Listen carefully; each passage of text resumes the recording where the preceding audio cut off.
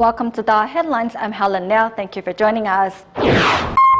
Coming up in today's show, Philippine city volunteers hold a rice distribution in San Juan City, helping a total of 3,784 households. We take a closer look at what is epilepsy as those suffering the disease need our understanding and support. And we go to the Islamic Nurul Imam boarding school in Indonesia to see how Tzu Chi helps students stand on their own.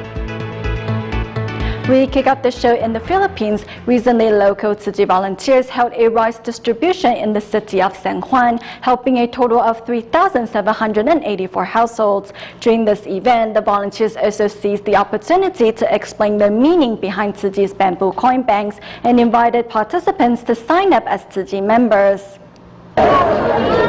Residents of the San Juan city in the Philippines come to pick up the rice with Tzu Chi's rice vouchers. In their hands are also plastic bottles for Tzu Chi.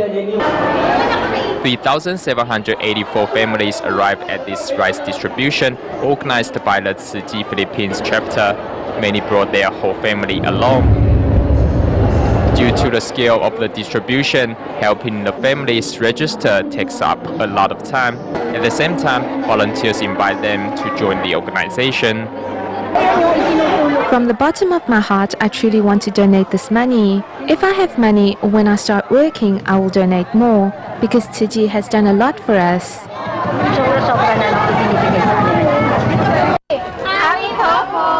Handing out bags of rice, Tzu Chi volunteers not only provide needy people with timely help, but also inspire their kindness. On this occasion, the recipients and volunteers are both moved and blessed. In South Africa, to recruit more volunteers to their cause, Durban volunteers traveled to Harrismith to hold a tea gathering and a two-day home visitation event. The two events not only succeed in bringing love and care into community, but also inspire residents to join Tzu Chi.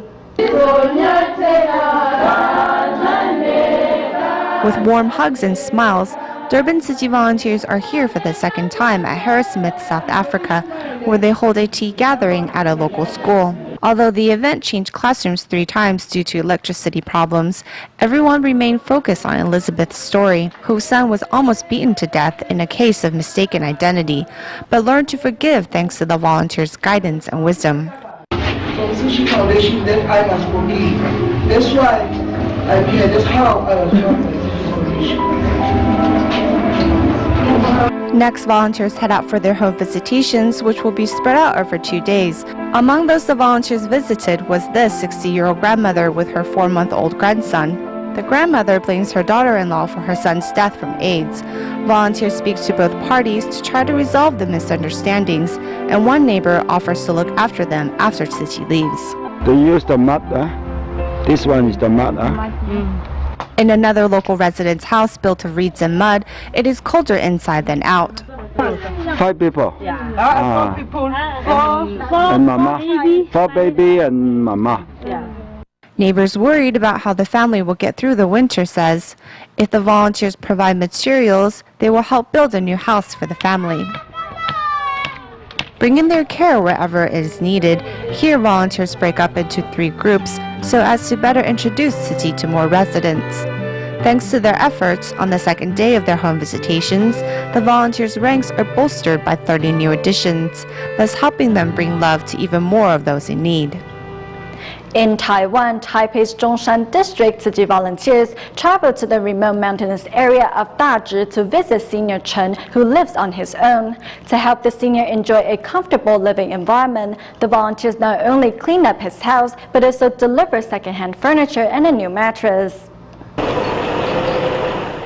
Driving and walking under the hot sun, despite the 36-degree weather, Tzu Chi volunteers insist on visiting senior Chen. This is 60-year-old Mr. Chen, who lives in the mountainous area of Dazhi, Taipei City. As the senior has bad eyesight, he can only make a living by working as a cemetery caretaker. Today, the volunteers are here to clean up his surroundings and to replace his own mattress.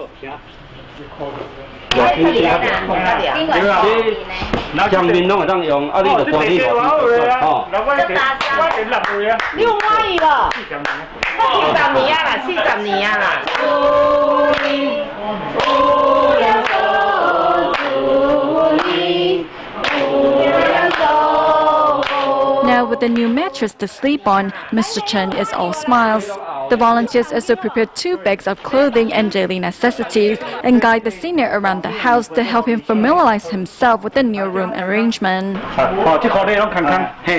From here to the windows is empty space. The bed sheets are stored over here and the head of the bed is over here.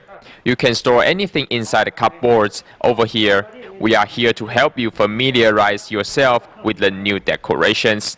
Mr. Chen, our Tzu Chi sisters made this peace charm, hoping you can live in peace and harmony. You can hand this peace charm anywhere. Caring for the senior like their own families, before the departure, the volunteers remind Mr. Chen to take good care of his health.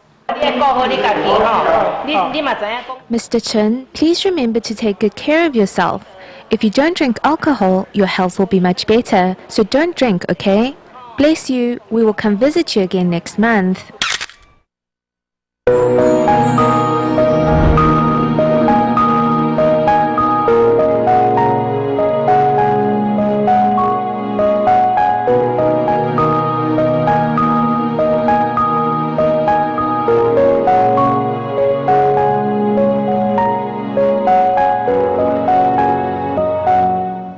In Taiwan, most people don't know much about epilepsy, and patients are often ridiculed. Even for those who do know about the disease, they might be misled by old TV soap about how to handle someone with epilepsy. However, the proper protocol actually is elevate the patient's head and turn them to their side, and they should recover quickly.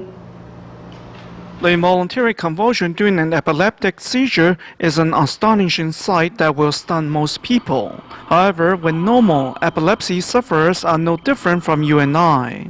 When I told others about epilepsy, they just stared back blankly. Then I said, seizures. They still didn't know anything. Then I said, spazzing like a crazy goat. They were like, oh yeah, that's what the old folks called possessed by spirits, right? Such is the stereotype that many in Taiwan have regarding epilepsy. Miss Wang right here is a sufferer. OK， 来手叉腰，脚踝转一转，单边提肩，双手。 Dancing elegantly, she shows no outward signs of her condition. But Wang's refractory epilepsy first surfaced when she was 16. When most teenagers should be enjoying their youth, I had nothing to show for it except hospital visits. I'm still slightly conscious right before an episode begins, so I will tell people around me to read the instructions inside my black pouch. Li Qing has prepared instructions for passers-by to help her in case she has an episode. The pretty yoga teacher also likes to play with makeup during her spare time, to make up for her lost youth. I am a part-time actor too. Whenever there are assignments, I take them. It's quite free working like this. I like to act anyway. This is my morning pill. Li Qing is very fortunate that her condition is stabilizing with the help of medication and that she has a paying job. For most epilepsy sufferers, securing a job that pays is a luxury. At first, I was discouraged, even recently, like when applying for a part-time job at a restaurant or a position at charity organization or other trial-based positions. During the interview, when they examined my resume, they were all curious to learn why it took me so long to start looking for a job after I graduated from college. It has been 4 years since Yujun recovered. However, the social service graduate can never hold a job for long because he finds it hard to be honest with his employers. Do you want the other person to know everything about the condition? You might hesitate, but when you do, people will know you are hiding something. But when you are truthful, they will think you are a psycho because they don't know.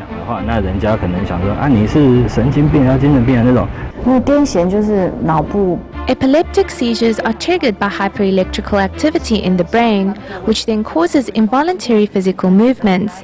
Take walking, for example. When the brain's neurons are hyperactive, the person may be compelled to walk for 5 kilometers, which depletes the oxygen supply to the brain. The hypoxia may further cause damage to brain cells. The bigger spikes on this EEG mean abnormal electrical activities in the brain. Society's ignorance has made life difficult for epilepsy sufferers. For epilepsy sufferers in the country to thrive, it seems Taiwan still has a long way to go. Staying in Taiwan for 3 consecutive years, Tzu Chi volunteer Zhen Meiqing and Wang Liaoshu Mei of New Taipei City traveled to a nearby traditional market each day at noon to collect plastic bags and food wrappers. Many vendors were reluctant to cooperate at first as they felt it was too troublesome, but the pair's determination soon moved them to help. Just as the traditional market is about to close, Tzu Chi volunteer Zhen Meiqing hurries back and forth between each stall, collecting plastic bags and fruit wrappers in the 36 degrees Celsius heat. Whether it is the recyclables given to her by vendors or ones discarded on the floor, she takes them all. It's hot, really hot, but we have to overcome it for the sake of our planet. 3 years ago, when Zhen Meiqing and Wang Liaoshu Mei first began recycling at the traditional market, the response they received was not so forthcoming. However, they were not deterred and continued to gather recyclables there. Even Zhen's granddaughter became a little helper. She also comes to help out. Here, give it to Grandma. Not only is sorting recyclables a tedious and time-consuming job, the fruit wrappers have to be soaked in the sun first. This is made out of petroleum, so during the manufacturing process, when the oil comes into contact with water, it bubbles. If it spreads onto the body, it creates sores. Next, the wrappers have to be sorted by color. Despite the mundane task, the two carry on happily without any complaint. When one is willing, they won't feel tired at all. When it's time to head out, I always finish my meals quickly and can't wait to do the recycling work. Doing what is right, their biggest support is having finally received the acknowledgement of all the vendors. The volume of garbage here has definitely lessened. From the bottom of my heart, I think they are doing a wonderful job. The blessings are yours to keep. I'm just like the middleman. I only planted the seeds of compassion here, then they started to blossom. Zhen Meiqing and Wang Liaoshu Mei's selflessness has moved others to join in doing their part in cherishing our planet.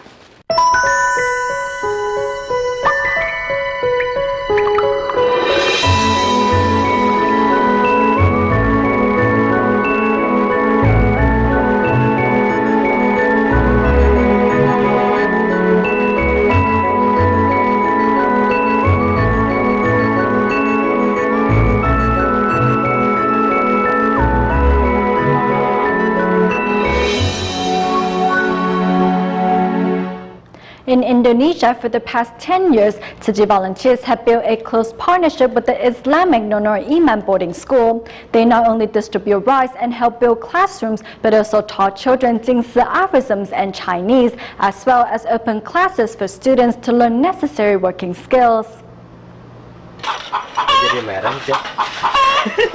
Putting sand into the mold and flattening it into shape, Mubarak used simple tools to make a living. We are motivated to learn and give without expecting return, so that we can realize the meaning of life. We have to work hard in order to live a better life. The Islamic Nurul Iman boarding school in Indonesia shelters orphans and impoverished children. As the number of residents and expenses increase, the school and Tzu Chi volunteers decided to provide work trainings so that the residents can have a chance to acquire work skills and make their own living. If they only wait for outside help, they will lose the ability to live on their own. So they have to discover what they are good at or what skills they want to learn. Other than career skill training, students here are also taught Chinese and Jingsi aphorisms. My teacher taught me that since I have learned Chinese here, I'm responsible to pass it on to the future generation and continue to develop the Chinese education in this school before it's lost.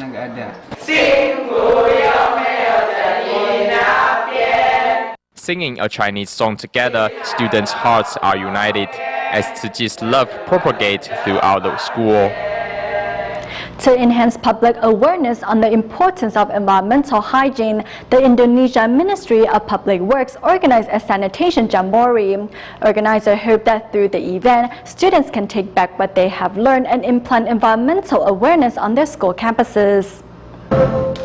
From 33 provinces all across Indonesia, 198 high school students are taking part in the Sanitation Jamboree, which is an annual event organized by the Indonesian Ministry of Public Works aimed at cultivating students' appreciation for the environment. In comparison to neighboring countries, Indonesia's sanitation is not that good. The river soil is badly polluted and the general public have poor hygiene awareness. So we hope to raise environmental consciousness in children, and this is the perfect age to start.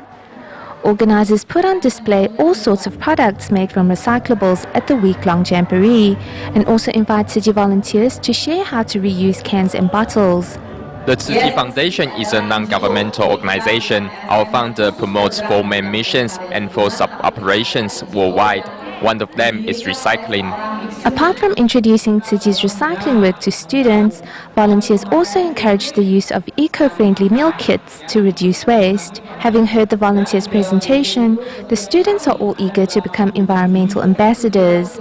As high school students, we are our country's hope. Hence, as an ambassador of the environment, we have to take what we learned here and share it with others. I want to encourage the use of fertilizer at our school. We haven't made use of our composting facility yet. From now on, I'm going to put it to good use and make our own fertilizer. Good habits are nurtured when young. It is hoped that these students will put environmental concepts into action so that the earth remain healthy in the decades to come. In Johannesburg, South Africa, there is a steel factory owner whose wife is currently training to be a certified Tzu Chi volunteer. Seeing the impoverished children in his community eat from kitchen scrub buckets and inspired by Tzu Chi monthly story of saving 1 starfish at a time, the owner has invited the children to his factory to eat every Saturday. Every Saturday, steel factory owner Huang Jiantang of Johannesburg, South Africa, will invite the impoverished children of his community to come and eat a delicious vegetarian meal. Huang's compassion stems from knowing what it's like to be poor. Honestly, lots of us with money live a frivolous life. As for the poor, every bit of food is precious. One time, I was near the kitchen scrap bucket, which is put out for the dogs to eat, but the poor child was there eating from it. Seeing that, my heart went out to him. However, nothing is free in life, so Huang asked the South Africa Tzu Chings to teach these children how to chop wood to kindle a fire and cook the meals for themselves.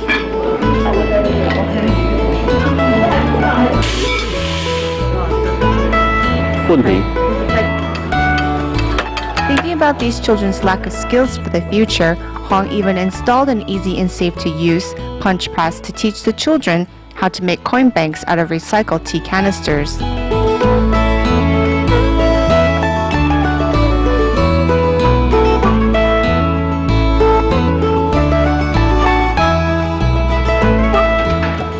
Knowing these children are unable to go to school, he also thought of using DaAi programming as an educational tool. I'm not an educator, I just work in a factory, but I still want to build a classroom for these children.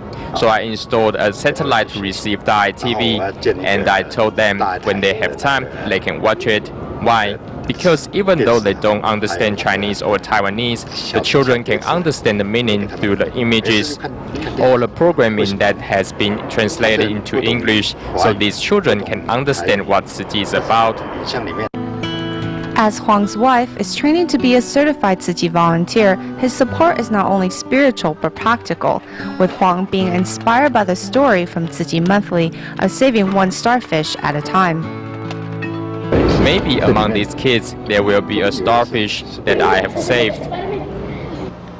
Recently, the Qingshui Jingsi Hall in Taichung, Taiwan, organized a humanitarian camp on behalf of 30 school principals and teachers. During the event, a few principals got up to share how their life has changed since joining Tzu Chi. Here at the Qinshui Jinshi Hall in Taichung, Taiwan, 30 principals and teachers have gathered for a conference on Tzu Chi in relation to educational goals. One principal stressed that the actions of a school's principal will affect an entire school, and thus changes need to start from themselves. In their heart, there is a light that can help guide and change those who walk the road behind them. And the principal of Lizhen Middle School said that after meeting Tzu Chi, she has better understood religious discipline as well as her own duty and role in life. In the arising of thoughts or among our words and behavior, this uniform is like a mantra that helps us see our situation very clearly, as well as what our role is and what we should or should not do. According to Master Zheng Yan, when teaching children, educators need 3 hearts: the heart of a teacher, the heart of a parent, and the heart of a bodhisattva. Taken together, these 3 hearts give the ability to transmit wisdom to students. Learning such powerful lessons, educators found their passion for teaching rekindled and left once again ready to guide their young charges along the correct path in life. Following the Wenchuan earthquake in Sichuan province, Tzu Chi has helped reconstruct the Hantan Tzu Chi Elementary School in Jingtang County. Last month, the school officially became the sister school of Tzu Chi schools in Taiwan. Recently, a graduation ceremony was also held where students were taught to appreciate their parents' unconditional love. In the aftermath of Wenchuan earthquake in Sichuan province, China, Tzu Chi has reconstructed the Hantan Tzu Chi Elementary School. At the graduation ceremony, students took a chance to express their gratitude to their parents. Today, you have officially graduated from elementary school. This is a turning point in your life. Mothers don't ask for anything in return as long as their children are happy and healthy. Mom, I'm very thankful for everything. How can I ever repay the love and support you gave me? One mother expresses the thought of all the mothers. My son is great. Although my son is not perfect, in my heart he is still the best. Regardless of their children's performances, the love of the mothers will never change.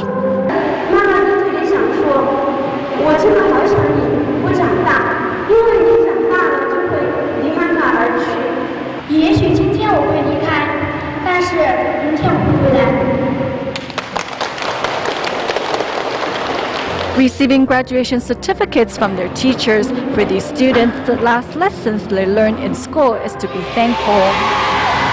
We go back to Taiwan at the end of the show. The Council of Indigenous People recently established 19 locations across the island to better serve indigenous seniors, with one location inside the Shanling DaAi community in Kaohsiung. We'll leave you with these images. Thank you for watching DaAi Headlines. Goodbye.